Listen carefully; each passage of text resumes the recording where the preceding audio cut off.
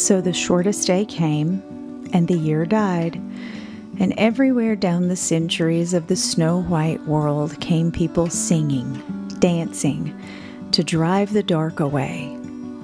They lighted candles in the winter trees. They hung their homes with evergreen.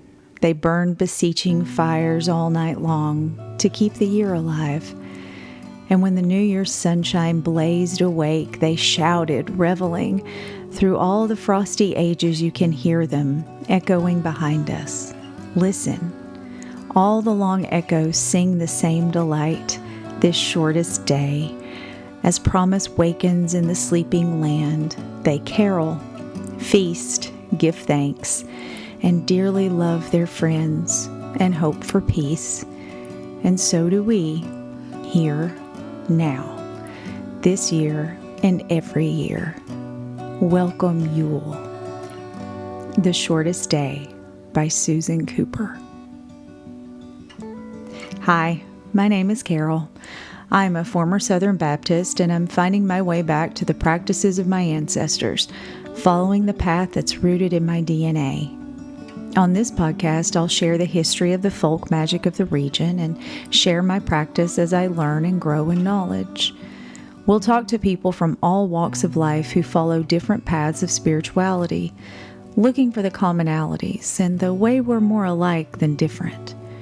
If you're searching for a way to connect to spirit, pick up your walking stick and let's get to exploring. It's December 17th.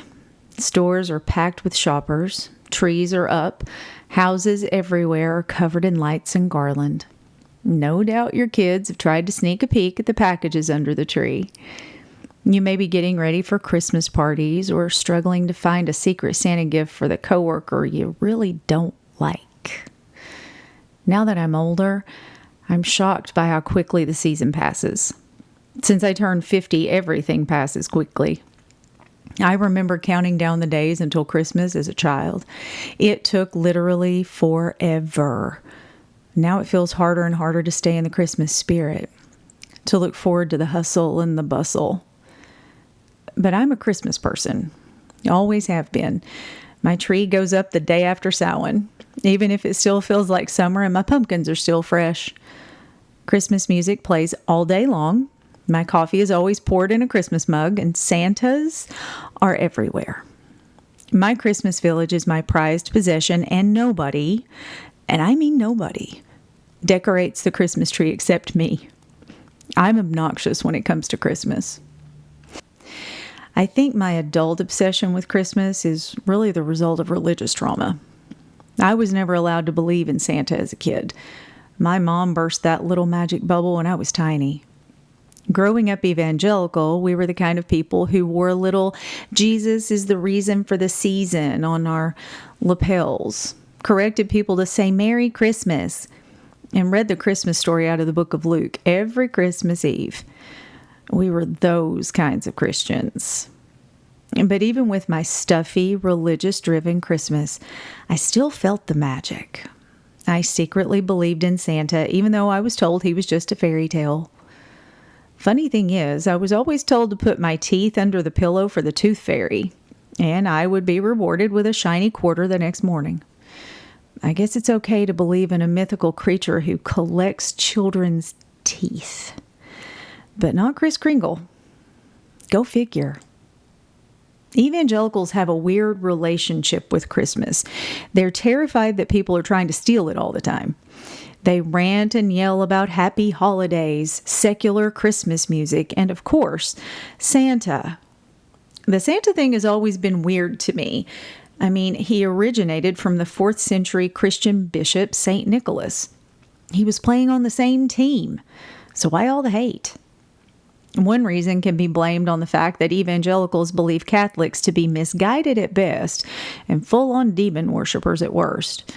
So I guess it makes sense that they don't want to share their holiday with anyone who is venerated by the Catholic Church. The origins of Christmas can be dated to around the 2nd century CE. Some say this was an attempt to replace pagan celebrations of the winter solstice, but the data is a bit murky. It is certain that the Catholic Church began celebrating the holiday in the 9th century CE, but it wasn't as important as Good Friday or Easter. The first Christmas trees were reportedly decorated with apples and were first recorded in Strasbourg in 1605. Secular celebrations of Christmas began in England around the 19th century, and there are tons of traditions from many European countries that blend the religious and secular traditions into their own celebrations. But even with all this tradition, Christmas, especially the way it's observed now, is fairly young. Yule, the celebration of the winter solstice, is older, much older. The celebration of the winter solstice was practiced by many ancient civilizations around the world well before the birth of Christianity. From Romans, their celebration of Saturnalia, to the peoples of Scandinavia and the Celts of the modern British Isles, the winter solstice marked an important time of the year, a time of the darkest night, and the promise of spring to come. These celebrations were times of merrymaking, for offering thanks for the promises of warm weather and long days. In Celtic tradition, Yule logs were laid on the hearth, mistletoe was hung, and bonfires were lit. It was a time to enjoy feasts and offer thanks to the gods for their protection through the brutal winter. In Ireland, the winter solstice was observed well before the Celts arrived. Proof of this is found in Newgrange in County Meath, where an underground cairn that dates to 3300 BCE was built to be illuminated by the sunrise on the winter solstice. So, now that we have some history of Christmas and Yule out of the way, let's focus in on the reason for today's episode. For the past several weeks, I've been directed by Spirit to rest, to go inward, to be still, to put the phone down, log out of social media, turn off the TV, and just be. I've walked mile after mile in silence. I've journaled a little, read some books, but mostly I've just stared out the window. I've been directed to just spend time existing, to listen to birds, watch my dog chase squirrels. I've spent time at my altar, but I've not been focused on particular spells. I just light some candles and sit in quiet contemplation. I pull oracle cards, but I don't ask a ton of questions. I just let the answers come to me. I'm a busy person by nature. I've got more energy than the Energizer Bunny. I'm always on the move. This has been a weird place for me to be, but it's also been the most regenerative. I feel as though I'm being healed, that Spirit is using this time to repair what's been broken through years of religious trauma and full-on panic. I'm calm.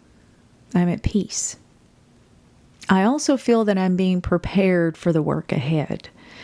I can sense pieces of a puzzle coming together, even though I can't see the whole picture yet. And that in and of itself speaks to the miracle of this resting time for me. Normally, I have to know all the answers, see all the steps. But now I'm fine with not knowing, with the understanding that I'll know when it's time for me to know. It's nice. And it's also allowed me to pay attention to things I've never noticed before. Growing up religious, I felt the stress of doing Christmas the right way, of putting all my attention on the birth of Jesus. I would feel guilty when secular music came on the radio. It feels good to let all that go and not feel bad when I start belting out Deck the Halls with my stepkids. But just as there is pressure placed on religious folks to keep the Christ in Christmas, there can be pressure placed on witches to keep the Yule in the winter solstice. Now, it's nothing like the way that evangelicals pressure, but it can feel just the same, especially for new witches who want to honor the season. So I'm here to tell you something very important. Don't worry about it. Just like there's no right way to witch, there's no right way to celebrate this time of year. The beautiful thing about witchcraft is you get to decide how you celebrate. I have seen so many TikToks about making sure you don't miss this full moon or you won't come into your power, or make sure you blow cinnamon through your front door at the beginning of the month if you want abundance. All of these things are fine and dandy, but not if it stresses you to the point that you feel like you're doing it wrong. Honestly, the only time I will tell you you're doing something wrong is if you're invoking a deity, ancestors, or guides without knowing who they are first. That's dangerous. But if you miss a month of blowing cinnamon through your front door, the world isn't going to end. The divine feminine isn't looking for perfection. She isn't going to pass you by if you perform a ritual without the right color candle. She wants you in all your perfect imperfections. She wants to nurture you, to comfort you, to equip you with a power that only the feminine can provide. She will direct you. All you have to do is be willing. And one way to do that is to prepare yourself. Be still. Be quiet. Turn off distractions. Make a cup of tea and pick up a book. Turn on Christmas music and bake cookies. Slow down and enjoy the darkest time of the year. I used to hate winter. I hated the cold. I hated not being able to go outside as much. I hated not being able to plant flowers and walk barefoot outside. I suffered with immense seasonal depression, eating my feelings. I would be fine, usually until the tree came down, and then the depression would turn me into a weeping mess. I hated January and February with a passion. Now, strangely enough, I love the cold. I love the long nights, the frost on the ground. I love bundling up to take the dog for a walk, the tingling of my fingers and my nose. I love to watch the wind as it blows through the leafless trees, seeing cardinals bouncing on the limbs. I love my cozy chair next to the window, blanket on my lap, steaming cup of tea on my table. I love the quiet. I can feel the change of the earth's energy as she rests. The vibrations she sends up are comforting and peaceful. I love watching the snow fall, the sound of my feet as they crunch on the frozen ground. Winter is full of magic. And I don't believe it's a coincidence that we're feeling the rise of the divine feminine during the winter. What better time to be nurtured than when the weather forces you inside, when the cold makes your body want to snuggle up under the covers? So, enjoy this season, however you choose to celebrate it. Blast Rudolph the Red-Nosed Reindeer. Decorate your house. Watch A Christmas Story all day on Christmas Day. Eat, laugh, spend time with loved ones. Allow your soul to be nourished. Light candles and give offerings to whoever you venerate. Spend time with your ancestors and set them a place at the table. Kiss under the mistletoe. Sneak at the peek at the presents. Nobody will notice. But most of all, spend time with yourself. Get to know yourself. Learn to appreciate silence. If you do, I'm confident that you'll be able to receive exactly what you need this holiday season, and it won't be wrapped with a ribbon. The happiest of holidays I wish for you. May your table be full, your heart be open, your laughter be long and deep, and your soul be at peace. Now I'm going to do something a little different. I'm going to do an oracle pull. I usually write my scripts out, but today I'm just going to let it go and let Spirit give me what she wants to give. And when I read oracle, I concentrate on a particular question and then just let the cards lead me where they need to go. So for this reading, I'm going to ask what you need to know today. I'll be using my Celtic Tree Oracle deck. If you're interested in Oracle, I cannot recommend this deck enough. If you're interested in it, just let me know and I'll be happy to send you a link. I am not sponsored, but I just love it so much, I want to share it with you. So what I'm going to do with this reading is tune in just for a second and see how Spirit wants me to do it. There are times that I'll do an actual spread. But right now, I feel like I'm being directed just to pull straight off the top of the deck, which is odd. But we go with what we get, and we literally get my favorite card in this entire deck. Wow. I love this card so much that I mark it in my guidebook. When you get a blackthorn in a reading, you're in need of protection. Energetically, the spike-like thorns of this tree can help, especially when you visualize a blackthorn thicket springing up around you to shield you. This tree can help you set clear, strong boundaries about what and whom you're going to let in and what or whom you will not.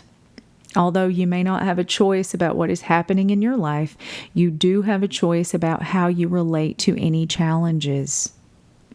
When you set boundaries, you're not responsible for the way people think about those boundaries. You can't control other people's emotions.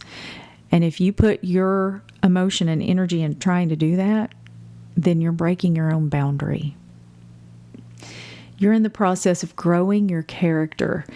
If you're never challenged, you'll be unlikely to grow. For this reason, you could look at opposition and adversarial forces as allies.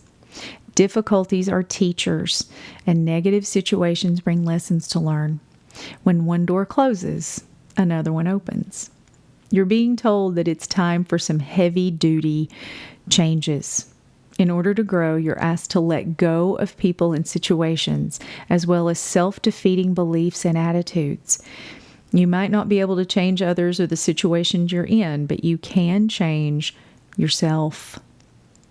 It's time to let go of the need for revenge, for lashing out, or destructive behavior towards yourself or others.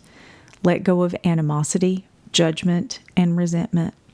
Let go of habits that aren't working for you. Rest, be quiet. Don't let your vibration be brought down by anger. Anger is a very low vibration emotion. We talked about that last week. Oh, and this is another one. The next card I've pulled is the aspen. I love the aspen tree. I love this deck, y'all. When you get this card in a reading, you know that you're dealing with adversity. Well, what do you know about that? 2 cards that deal with adversity. The aspen offers you the strength to endure any adversity and promises you success after your difficulties have ceased. So with our first card, we welcome the challenges because they make us grow. And now we're being told that through those challenges, we're going to be given help to deal with that adversity. Sometimes you just have to hunker down and wait the tempest out. Be quiet and still and just listen. Afterwards, when the sun comes out again, you leave your shelter to see how everything fared. You see what survived. You may find trees down and houses blown apart. Still, you're alive and you can begin again. You can rebuild. It is said that our challenges encourage us to build character, that difficulties help us to develop strength and resolve. 2 cards in a row that deal with adversity and handling challenges. I think we're being told something today, folks. And now we have the oak. The mighty oak. Oak in a reading gifts you with strength and endurance, stamina, and grounded stability. This tree offers you practicality, common sense, and an ability to bring things to completion. There's a desire to make things beautiful and to create. You may choose to work in a garden as soon as it's nice and warm. It signifies a time to notice nature and spend some time outdoors. It's time to go for a hike or go to the park. Take in the beauty, even in the winter. Oak is also an indication of fertility. So whether you're conceiving a child, a project, business, or any other creative endeavor, oak celebrates sensuality and sexuality and the sacred art of creation. This tree also promises you knowledge, information, guidance, and wisdom. Expect synchronicities. Situations, people, dreams, and books may appear for your benefit and growth. Doors are opening up for you and thresholds are meant to be crossed. This is a time to feel strong and secure as you build toward the manifestation of your dreams. I think I'm going to stop at 3 because this feels like a reading that is purposefully directed to what we were talking about. You have 2 cards that are talking about adversity, growing through challenges, being still and quiet, listening for direction. Know that you're going to be provided that protection to deal with the adversity, and then create yourself anew. That this card of fertility is talking about bringing out your creativity or wherever you're being directed. If you have a desire to start a business or whatever, that it's the time to start that planning. So, I love this deck so very much. Again, if you want information on this, I would be happy to give it to you. Just shoot me an email and I'll send you the link on where I got it. I am overwhelmed by the amount of support that I have gotten from people talking about the podcast. I've had tons of people who will email me or DM me on social media and ask me when the next one is coming out, or to give me encouragement that something we've talked about has been beneficial for them. And that's the point. That's the point of growing a community. And we can do that on a little 20-minute podcast. But I hope you're taking the information that we are learning here and sharing that with people. Speaking of sharing that with people, if you wouldn't mind subscribing, sharing the podcast with others, I would love to see this grow. And again, if you would like to be on the podcast and talk, I would love that. Just shoot me an email or DM me on social media. I'll put all the links in the description. I hope you have the happiest of holidays, however you choose to celebrate them. I just hope that you find peace and joy and rest. So until next time, may the road rise up to meet you. May the wind be always at your back. May the sun shine warm upon your fields. Until we meet again, may the goddess hold you in the hollow of her hand.